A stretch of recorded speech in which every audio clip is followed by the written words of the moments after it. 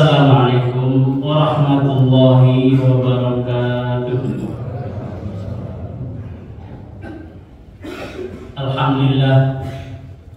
Alhamdulillahilladzi hadana li hadza wa ma kunna linahtadiya laula an hadana Allah. Asyhadu an la ilaha illallah wahdahu la syarika lah wa asyhadu anna Muhammadan 'abduhu wa rasuluhu la nabiyya ba'dahu. Allahumma shalli wa sallim ala sayyidina Muhammad wa ala alihi wa sahbihi wa man wala. Amma ba'd. Fa ya ibadallah, usikum wa iyaya bi taqwallah wa fazal muttaqun. Alhamdulillah, syukurillah jamaah salat subuh yang dimuliakan Allah SWT. Kita pada pagi hari ini masih diberikan kesempatan oleh Allah SWT untuk salat berjamaah di masjid yang mulia ini, yang dimana ini ada merupakan anugerah kita, sebab tidak sedikit orang yang tidak sempat untuk hadir di rumah Allah dalam salat subuh berjamaah. Jamaah yang Allah SWT, kultum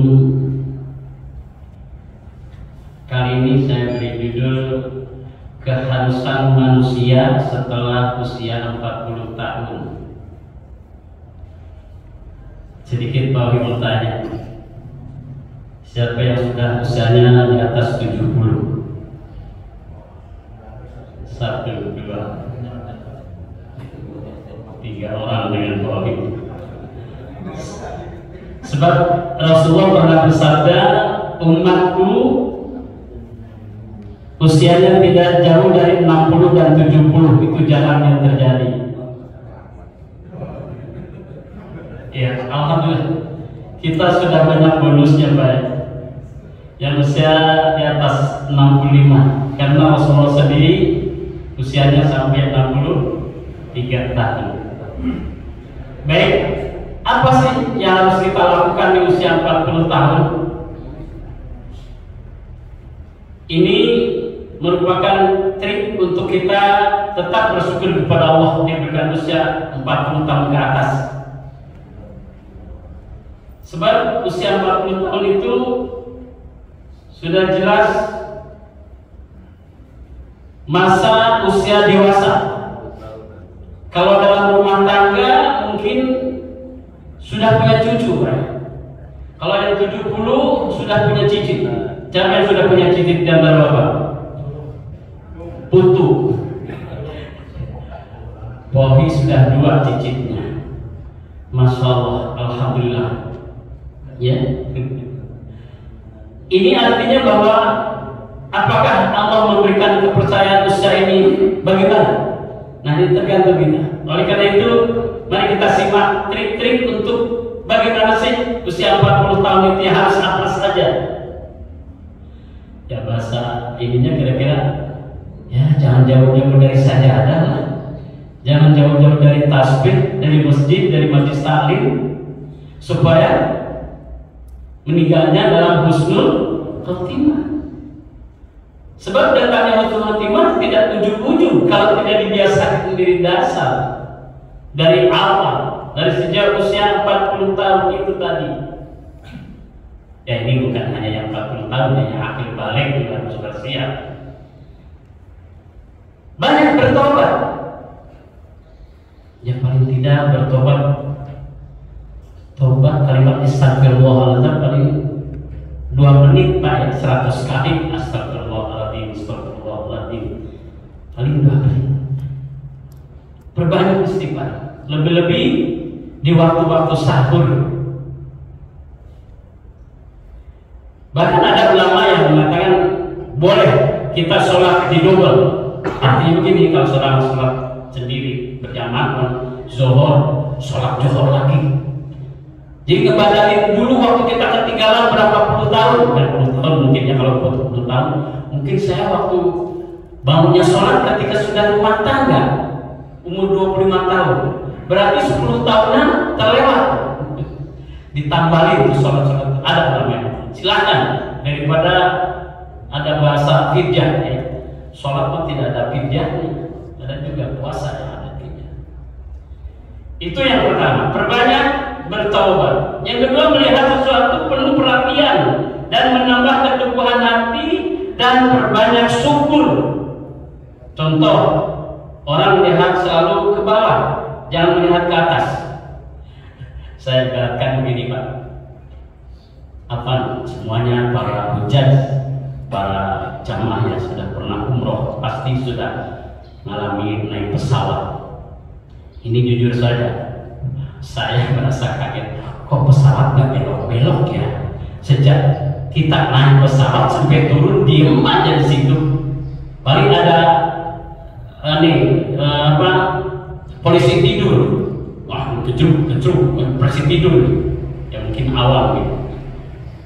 Ya artinya begitu melihat ke bawah ada mobil dan sebagainya, alhamdulillah aku bisa naik pesawat, tidak naik mobil. Ini untuk tahap bersyukur kepada Allah. Ketika kita naik mobil, ketemu sama teman yang naik motor, alhamdulillah saya bisa bawa mobil dan punya mobil, orang lain bawa motor. Jangan lihat ke atas Pak. Ketika kita bawa motor, ada yang naik sepeda, gores, udah jauh jarak. Alhamdulillah saya masih bisa bawa motor dan punya motor, orang lain bawa sepeda. Ketika kita bersepeda, ada orang jalan mau ke pasar, alhamdulillah aku masih bisa bawa sepeda, punya sepeda, orang lain jalan. Ketika jalan ada orang yang pakai tunggang, pakai roda dan sebagainya. Ini akan menimbulkan rasa syukur kita kepada Allah. Semuanya adalah lebih dari dia. Nah, kalau kita mengatakan kita melihat ke bawah, akan bertambah rasa syukur. Yang kedua, sering datang ke rumah sakit Pak. Di sana ada yang matanya ditutup, alhamdulillah mataku masih normal. Di sana ada yang sedang diinfus, alhamdulillah aku tidak diinfus. Di sana ada yang sedang diamputasi dan lain sebagainya. Orang-orang rumah sakit itu adalah orang sakit. Kita sehat walafiat. Usia segini, keadaan segini saya masih sehat walafiat. Bersyukur. Itu kalau kita datang ke rumah sakit. Kemudian meningkatkan belajar agama Pak, terutama sholat ditambah dengan rawatibnya. Kita dididik Ramadan ini, Masya Allah, yang biasanya berjamaah Isya agak terlambat, sekarang on time bareng sama imam bertakbiratul ihram. Sebab pemahaman ini Pak, sholat itu penting Ustaz. Yang penting sholat. Ada yang mengatakan yang penting sholat Ustaz. Beda pemahaman yang penting sholat dengan sholat itu penting. Kalau mengatakan sholat itu penting, maka dia tidak akan pernah ketinggalan takbiratul ihram dengan imam.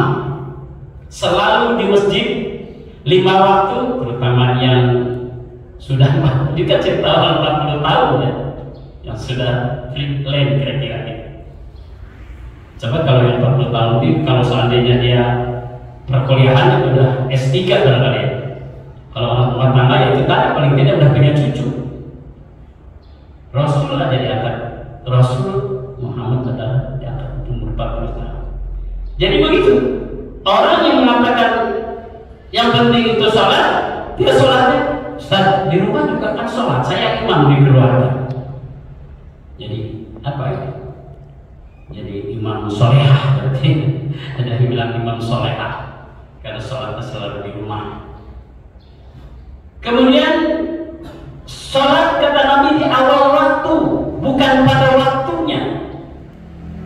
Sholat Zuhur jam 2.30 masih waktunya Pak, tapi bukan di awal waktu. Orang yang mengatakan sholat itu penting, itu adalah selalu di awal waktu, bukan sholat pada waktunya. Sholat subuh jam 6, sholat asar jam 2.30, sholat maghrib karena masih makan dan sebagainya. Nah ini perbedaannya orang yang mindsetnya sholat itu penting, yang penting sholat, beda jauh. Jadi kita tambah ilmu agamanya dengan hal-hal yang lebih dari itu. Yang keempat, karena dengan jauhnya agama dikhawatirkan jauh hidup husnul khotimah. Insya Allah kita yang selalu ada di majlis taklim, selalu ada di kultum subuh, kultum tarawih dan sebagainya, semuanya insya Allah. Sebab kalau sholat dari zaman Rasulullah sampai sekarang juga tidak ada perubahan, tidak ada modifikasi. Barangkali sholat subuh dirubah menjadi yang getol ini biar 4 rakaat aja yang getol. Tidak ada, tetap aja subuh 2, zuhur, asar, isya itu 4. Maghrib 3. Tapi keilmuannya seperti apa? Jujur saya, jujur. Subuh tadi saya sampai silaturahmi datang ke sini. Saya di saf kedua keluar ketiga. Subhanallah, saya bergembira dan syukur kepada Allah. Jamaah di sini mengerti arti dari saf. Tidak ada yang renggang kakinya dari kaki temannya. Itu saya terapkan di mana-mana, berat banget Pak. Di PPT mepet aja ya, geser lagi kakinya. Bahkan kalau dalam sebuah hadis sampai betis, bahu harus bersentuhan. Ini kita paling tidak ujung kelingking dirapatkan, lebarnya selebar bahu kita. Ini kan mudah, tapi begitu sangat sulit untuk menerapkan soal saf. Sedangkan lurusnya saf itu adalah sebagian dari kesempurnaan sholat. Benar Umar bin Khattab ketika mau imam itu beliau pakai pedang. Saf itu kalau nyentuh kena pedang itu berarti belum lurus. Harus betul-betul lurus. Nah kita sekarang sudah alhamdulillah karpet, sudah ada buat tempat kakinya, jangan ada di belakang tempat kaki atau di depan untuk supaya safnya lurus. Banyak ilmu-ilmu dalam sholat yang aku lihat, memang sholat banyak caranya, tapi yang benarnya itu seperti sebab bagaimana? Sekalipun kita katakan sholat kamar itu usolli, kita tidak pernah ketemu dengan Nabi bagaimana Nabi sholat, dan tidak pernah kita di belakang Nabi. Artinya bagaimana? Ulama lah yang menyampaikan begini. Cuma tentu adalah banyak permasalahan dalam artian kita ambil mana yang terbaik. Dari ulama yang 4 ini ada beda. Jujur aja, ketika kami dari LPPTK BKPRMI mengajarkan kepada anak di EKTPA itu, cara takbir itu ada 4 macam. Yang kesini, itu semuanya boleh, tidak boleh aja. Jadi begitu. Jadi untuk tidak gagal paham, karena apa? Ngajinya satu guru doang. Coba kalau beberapa guru dalam artian untuk membandingkan pertimbangan yang biasa saya pakai dan kita pakai itu ya. Nah itu artinya. Yang nomor 5, banyak berpikir masa depan atau akhirat. Jangan melulu hidup sekarang di dunia terus. Dalam Al-Quran surat walal akhiratu khairul laka minal ula.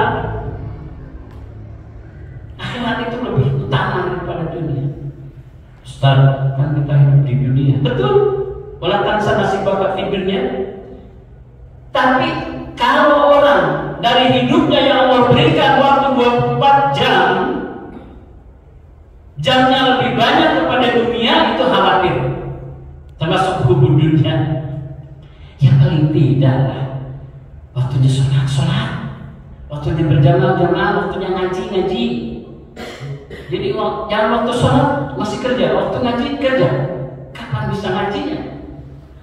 Nah ini artinya bahwa itu orang yang terlalu memikirkan dunia, padahal akhirat itu sangat utama. Dan ya itu disebut kehidupan kan, mungkin saya pernah sampaikan ada 6 masa kehidupan. Pertama, alam ruh. Dulu kita dari sejak Nabi Adam sampai manusia terakhir nanti lahir, rohnya sudah ada sekarang, dan itu sudah dibayar oleh Allah SWT. Apa bayarnya? Alastu birabbikum.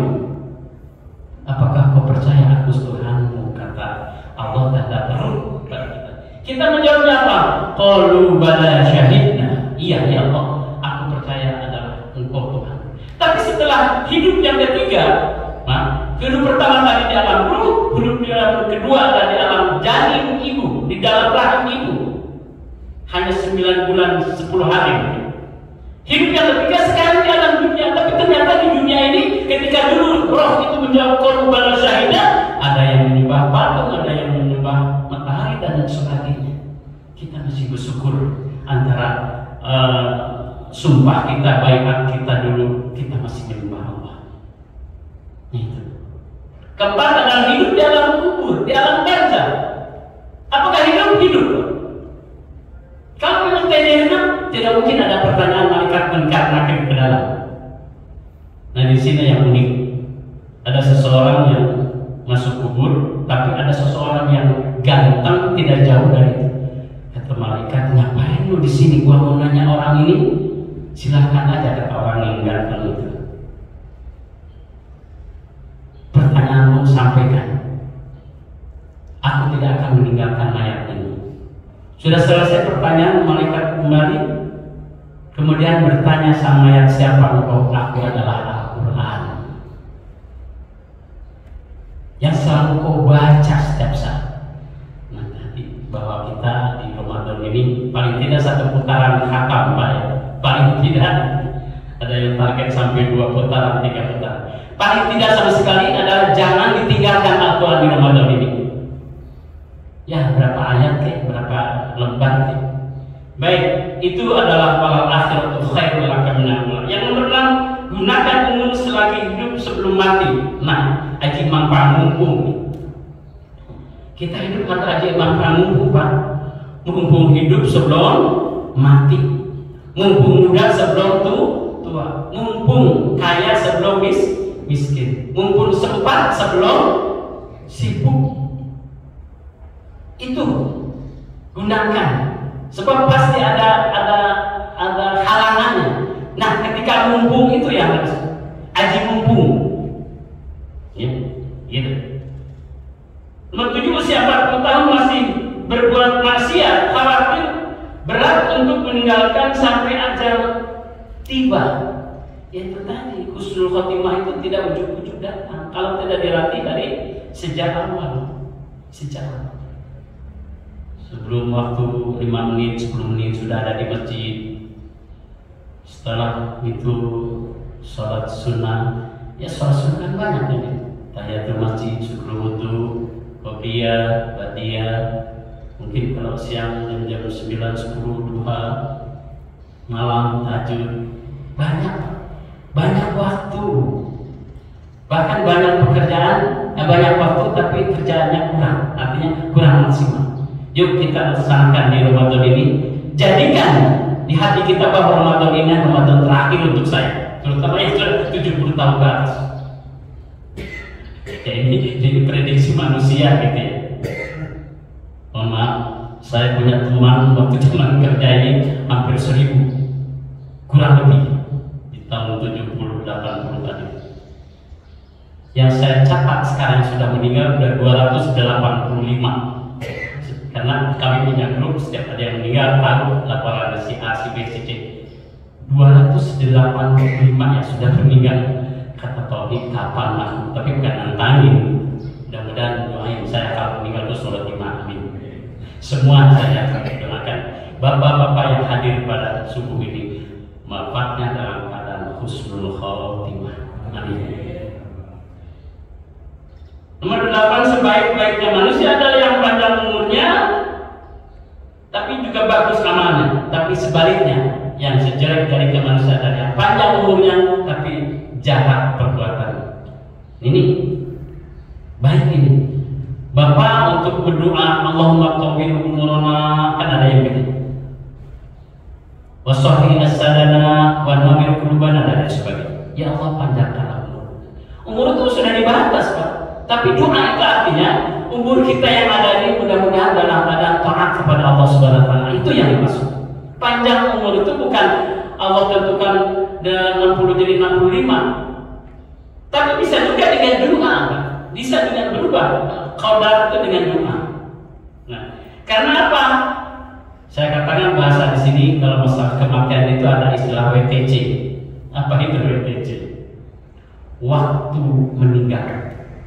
Tempatnya meninggal dan caranya Allah meninggalkan kita, mematikan kita. waktu. Siapa yang sudah tahu waktu kapan kita meninggal? Besok, lusa pulang dari sini, besok lebaran nggak ikut, atau dan lain sebagainya dan sebagainya. Tidak ada yang tahu. Oleh karena itu ini rahasia Allah. T-nya tempat di mana kita meninggal. Di tempat tugas, di tempat kerja, sedang silaturahmi, di kampung sendiri, pulang mudik, dan lain sebagainya dan sebagainya. Tidak ada yang tahu tempat untuk kita meninggal. C-nya syaratnya Allah mematikan kita. Ada yang lewat sakit, ada yang jatuh dari kamar mandi, ada yang tabrak mobil, naudzubillah min dzalik. Ini semuanya kita pengennya yang apa coba? Pengen dalam keadaan sedang takarub kepada Allah, sedang sujud meninggal, enak kan? Sedang tadarus meninggal, sedang pergi ke masjid meninggal, pulang dari masjid dan lain sebagainya, dan husnul khatimah. Jadi sebaik-baiknya umur adalah yang baik amal. Sebagus-bagus manusia yang panjang umur. Tapi juga sebaliknya yang panjang umurnya tapi juga jahat perbuatannya. Sejak sebab kehidupan manusia itu ada yang lurus, bengkok, lurus itu husnul khatimah. Lurus, bengkok, su'ul khatimah. Lurus, bengkok. Itu cuma dua. An-naru uiddat lil al-jannatu uiddat lil muttaqin, an-naru uiddat lil kafirin. Hanya dua tempat kita nanti, surga dan neraka. Siapa yang bisa memprediksi? Ya kita sendiri. Allah sudah tentukan dalam Al-Quran ini jalan-jalan ke surga, ini jalan-jalan ke neraka. Makanya kita insya Allah dalam di kajian-kajian ilmu. Sebabnya itu tadi kalau orang hanya sholat tapi tidak pernah ngaji, tidak akan nambah ilmunya. Gitu.